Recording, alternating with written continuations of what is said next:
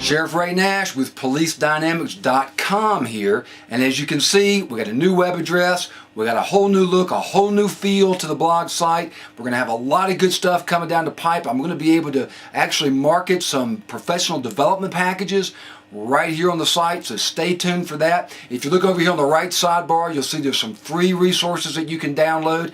If you're already on my email list, then you should have received links for these various products, these free downloads over here. If you're not on the email list yet, give me your email address. We'll send you the links so you can download these products, and then stay tuned because there's some good stuff coming for 2012. In the meantime, enjoy the guest blogs below from my friends and colleagues, Doug Dickerson and Al Mazingo. They've got some great stuff on leadership, character-based leadership at that. I know you're going to enjoy. It's going to be great. It's going to be a great year coming up, and we're going to just try to give you as much access to these character-based leadership principles for law enforcement as we possibly can. So stay tuned.